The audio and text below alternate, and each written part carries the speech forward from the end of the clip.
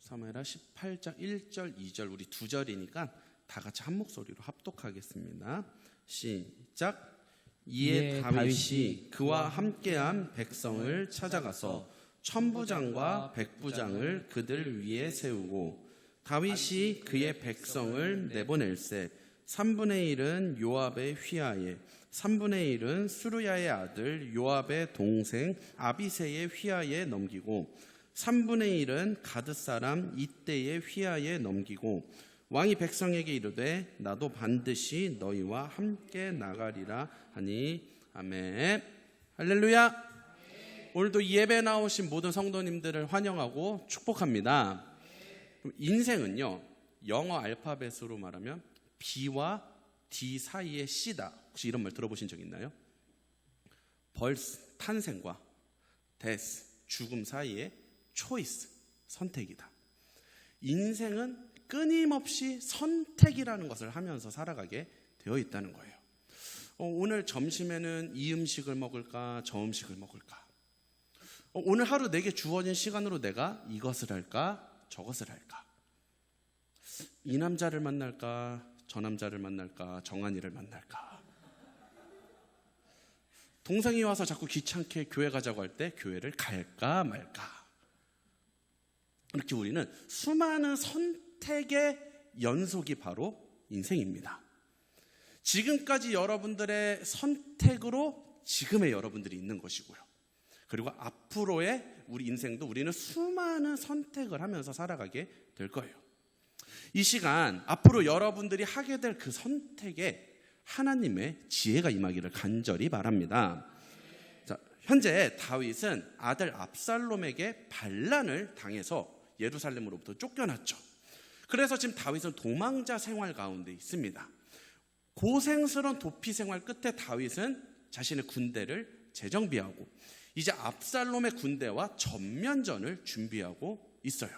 자, 이런 상황에서 오늘 본문이 연결되는데요. 다윗은 자신의 군대를 셋으로 나눕니다. 그래서 이제 이게 우리가 1절, 2절, 2절만 읽었지만 15절까지 계속 이어지는 내용이 이제 압살롬과 다윗이 전면전을 벌이는데 하나님의 도우심으로 압살롬이 대승을 거둬요. 그러면서 이제 이 압살롬이 요압에 의해서 처형되고 이 반란은 진압됩니다. 자, 그런데 오늘 우리가 중점적으로 볼 부분은 바로 그 싸움 전에 이 다윗의 군대를 지휘한 사람들을 좀 자세히 보려고 하는데요. 군대를 셋으로 나눴으니까 당연히 지휘자가 몇 명이겠어요? 3명입니다. 그럼 이 3명이 누구인지를 볼게요. 우리 2절 말씀 한 번 더 같이 읽어보겠습니다. 시작. 다윗이 그의 백성을 내보낼세 3분의 1은 요압의 휘하에 3분의 1은 수르야의 아들 요압의 동생 아비새의 휘하에 넘기고 3분의 1은 가드 사람 이때의 휘하에 넘기고 왕이 백성에게 이르되 나도 반드시 너희와 함께 나가리라 하니. 네. 먼저 3분의 1은 요압이 지휘를 합니다. 자, 이건 어떻게 보면 당연한 일이죠. 요압은 다윗의 군대 장관으로서 가장 옆에서 다윗을 보좌했던 용사였습니다. 자, 다른 3분의 1은 아비새라는 자가 지휘를 하는데요.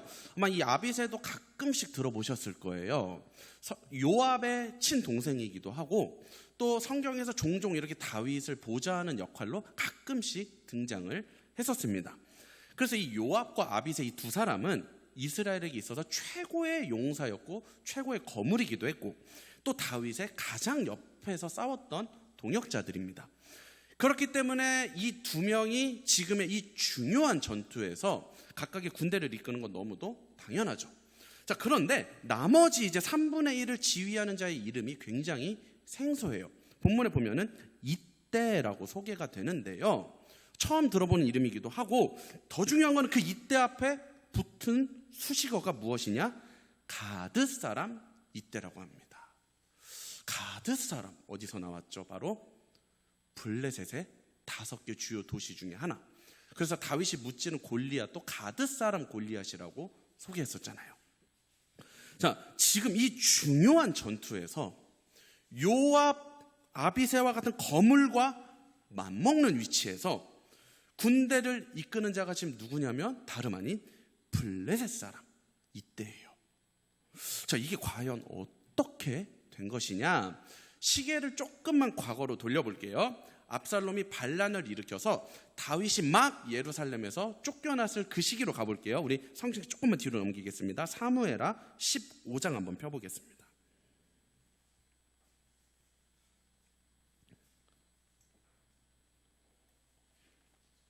사무엘하 15장 17절 우리 화면으로도 같이 띄워주시고요.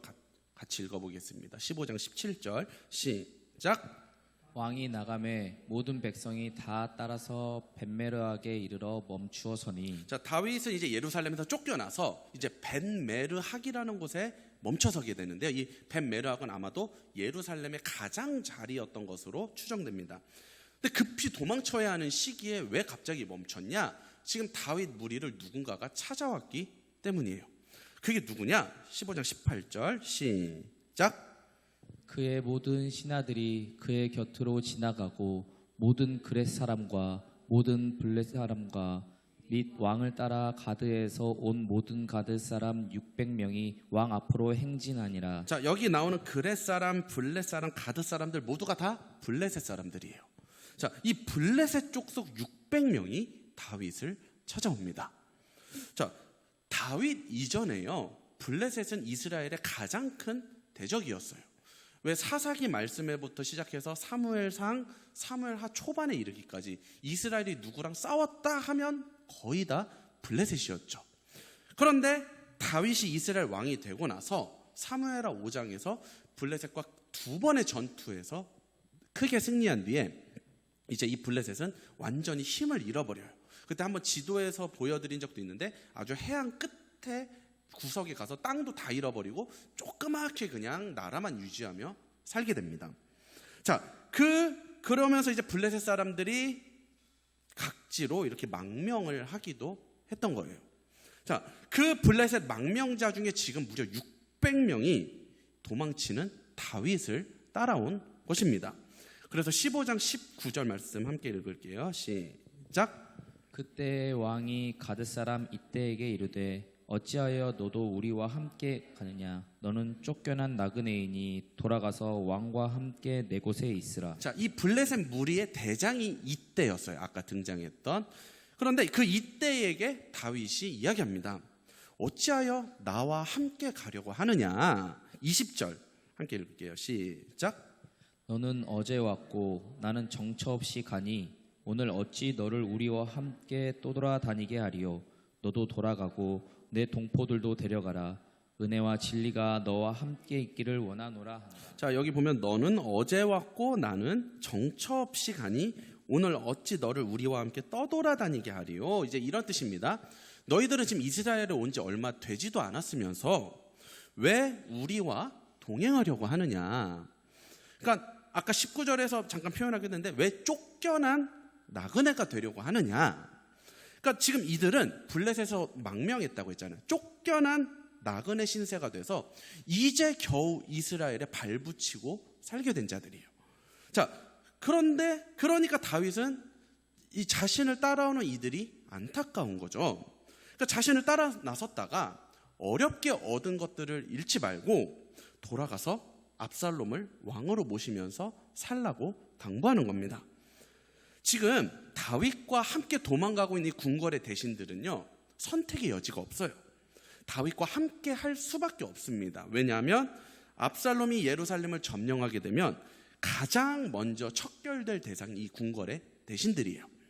다윗의 신하들은 압살롬의 통치에 방해되기 때문에 가장 먼저 죽을 대상입니다. 그래서 이들은 다윗을 따라 도망을 갈 수밖에 없는 거예요.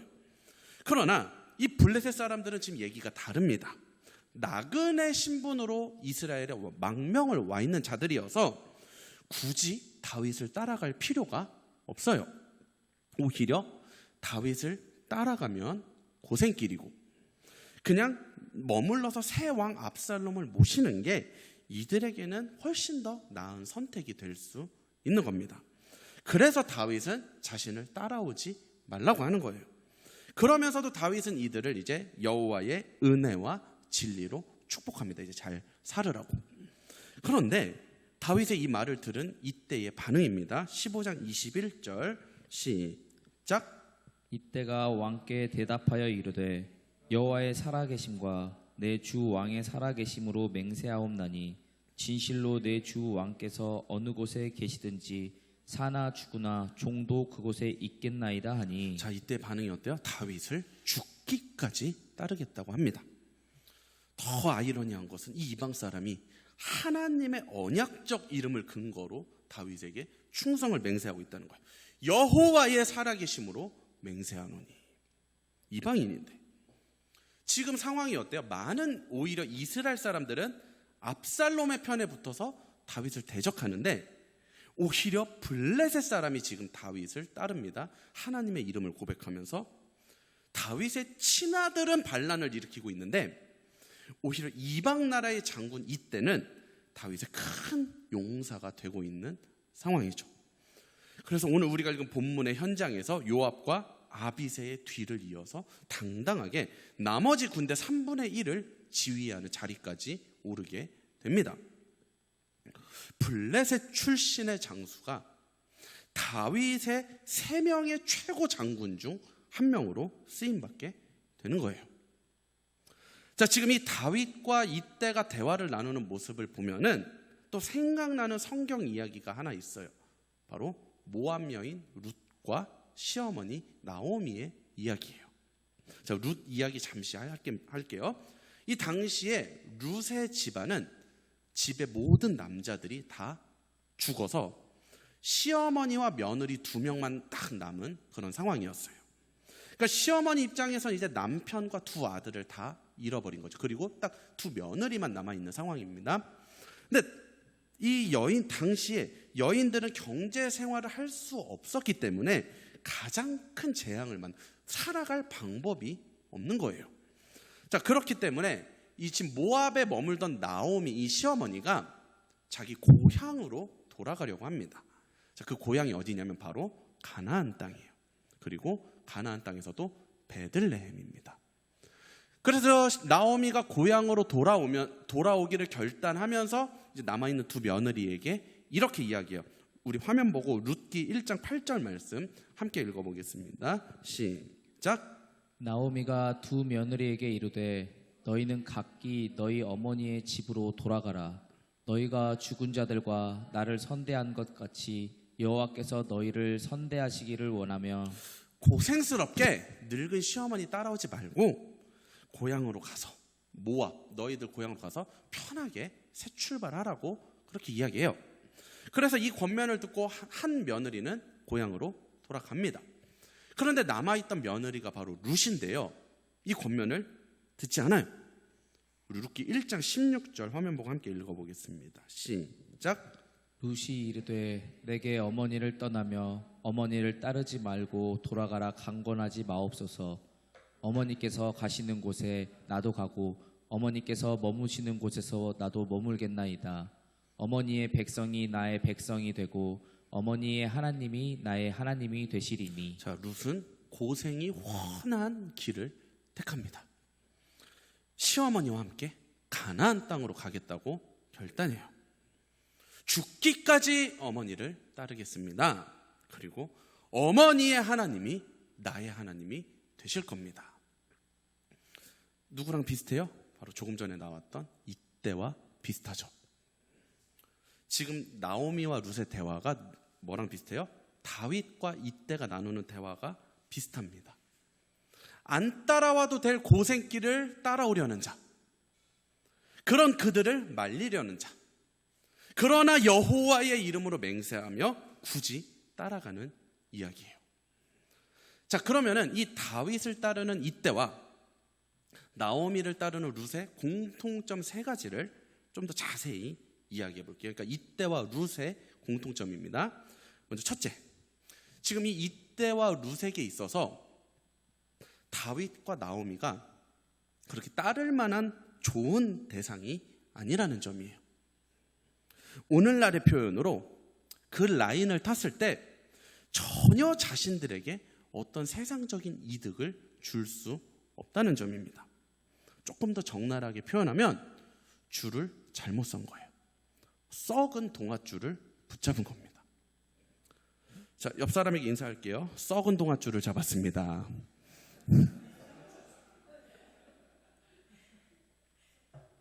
아니, 큰 교회 있으면 인맥도 넓히고 좋은데 왜 굳이 이 작은 개척교회에?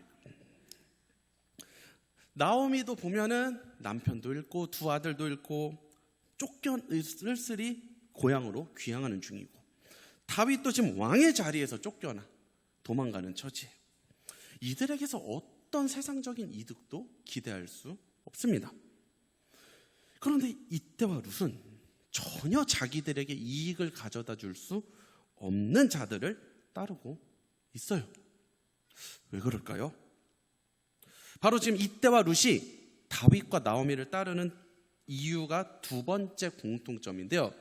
둘째는 그들을 따르는 이유가 세상의 계산을 통한 어떤 이득이 아니라 그들과 함께 하시는 하나님이라는 점이에요. 어떤 세상적 이들도 자신에게 가져다 줄 수 없는 자들을 따르는 이유가 있어요. 바로 그들과 함께 하시는 하나님을 받기 때문입니다. 이 룻과 이때에게 있어서 세상에서 조금 더 잘 먹고 잘 사는 것은 중요하지 않았어요. 그것보다 더 중요한 것은 바로 하나님이 함께 하시는 것이에요. 하나님과의 관계가 더 중요했던 거예요. 하나님의 임재가 있는 곳에 있기를 원했던 것입니다. 이건 단순히 이들이 어떤 사람을 따르냐 이런 차원의 문제가 아니에요. 이들이 원하는 게 무엇이냐, 그게 이 선택에서 드러납니다. 계산적인 이득을 원해서 거기에 맞는 선택을 하는가, 아니면 하나님의 함께 하심을 사모하면서 그것을 선택하는가. 이 둘이 무엇을 구합니까? 바로 하나님의 함께 하심을 구합니다. 하나님과 친밀한 관계 속으로 들어갈 수 있는 선택을 해요. 이 둘이 구한 것은 하나님의 임재이고 하나님의 함께 하심이었어요. 나오미를 따른 게 아니에요. 나오미와 함께 하시는 하나님을 사모한 겁니다. 다윗을 따른 게 아니에요. 그 다윗과 함께 일하셨던 그 하나님을 봤던 겁니다. 이곳에 오신 분들이 인간 김현중을 따르는 것이 아니라 이 부족한 죄인과 함께 하시는 하나님을 사모해서 이 자리에 모인 줄로 믿습니다. 이것이 바로 이들의 두 번째 공통점이었어요. 자, 그럼 마지막으로 룻과 이때의 세 번째 공통점. 세상적인 계산하지 않고 하나님의 함께 하심만을 기준으로 선택했을 때 그것이 오히려 더 큰 영광으로 돌아왔다는 점입니다. 룻은 하나님의 함께 하심을 구하면서 고향에서의 편안한 삶을 버리고 가나안 땅의 고생길을 택해요. 그리고 실제로 처음에는 고생합니다. 그러나 그곳 베들레헴에서 보아스라는 거부를 만나서 결혼하게 돼요. 물질적인 복을 누리는 거죠. 그것뿐만이 아니라 그 룻과 보아스 가게에서 나중에 누가 출생해요? 메시아 예수 그리스도가 출생합니다. 이 룻은 예수 그리스도의 족보에 오르는 어마어마한 영광을 얻게 돼요. 이때도 마찬가지입니다. 하나님의 함께 하심을 구한 것 때문에 압살롬 밑에서 그냥 편하게 살 수 있는 삶을 버리고 다윗의 고생길을 택해요. 그리고 그 도망자 생활 가운데 얼마나 고생을 했겠습니까? 그러나 이후에 압살롬의 반란을 제압하는데 결정적인 공을 세우면서 요압과 아비새의 그 다음을 잇는 용사로 평가받게 돼요. 다윗의 용사가 되었다는 것은 그냥 한 왕을 모셨다는 그런 차원이 아닙니다. 그냥 한 나라에서 출세한 그 정도 수준이 아니에요. 다윗의 용사가 되었다는 것은 성경에 기록되는 영광을 얻은 것입니다. 하나님 나라에 귀하게 쓰임받은 자로, 영광스러운 자로 영원히 없어지지 않을 성경 말씀에 기록되는 거예요. 이거야 세상적인 이득과는 상상할 수 없는 영광을 이 룻과 이때가 얻게 됩니다. 물론 세상의 축복도 덤으로 따라왔고요. 사랑하는 성도 여러분, 지금 여러분들은 어떤 선택을 하고 계십니까? 나한테 어떤 것이 세상적 이득을 가져다 주는지 그거 계산하며 선택하고 계십니까? 아니면 어떤 것이 하나님의 함께 하심을 구할 수 있는가? 이걸 기준으로 선택하고 계십니까? 선포합니다. 세상적인 계산하지 않고 사람 바라보지 않고 오직 하나님의 함께 하심만을 사모한 그 결정에 더 큰 영광으로 하나님의 일하심이 있기를 예수 그리스도의 이름으로 선포합니다. 계산을 포기했을 때 그 계산한 것보다 더 크게 갚아주시는 세상의 축복도 함께 있기를 예수 그리스도의 이름으로 함께 선포합니다. 여러분, 지금 선포한 이 모든 영적인 축복과 이 땅의 축복을 다 받아 누릴 수 있는 선택이 여러분의 삶에 있기를 간절히 소망합니다. 그러기 위해서는 은혜를 구하셔야 돼요. 하나님, 올바른 선택을 할 수 있도록 내게 은혜를 부어 주시옵소서. 내 삶에 주님 은혜를 끊임없이 부어 주셔서 내가 하는 선택이 어리석은 결정이 되지 않도록 하나님의 함께 하심을 구하는 선택이 되도록 나를 인도하여 주시옵소서. 이 기도 가운데 여러분 이번 한 주간, 아니 한 주뿐만 아니라 앞으로 하는 모든 수많은 결정들이 지금 이 예배 시간에 선포된 축복을 받아 누릴 수 있는 그런 결정이 되시기를 주님의 이름으로 간절히 축복합니다. 기도하겠습니다. 하나님 감사합니다. 오늘도 우리에게 귀한 말씀 주시고 우리로 하여금 다른 세상적인 계산이 아니라 하나님의 함께 하심을 구하는 선택을 할 수 있도록 은혜를 부어주심을 감사드립니다. 오늘 주님이 예배 시간에 선포된 것처럼 그 하나님의 함께 하심을 사모하며 결정한 그 선택 가운데 주여 역사하여 주셔서 더 큰 영광으로 함께하여 주시옵소서. 더 큰 세상적인 축복이 그 가운데 임하게 하여 주시옵소서. 그리하여 하나님의 함께하심 가운데 영적인 축복, 세상의 축복을 다 받아 누리는 우리 모든 은혜의 문교회 성도님들 되게 하여 주시옵소서. 감사를 드리며 예수님의 이름으로 기도드립니다. 아멘.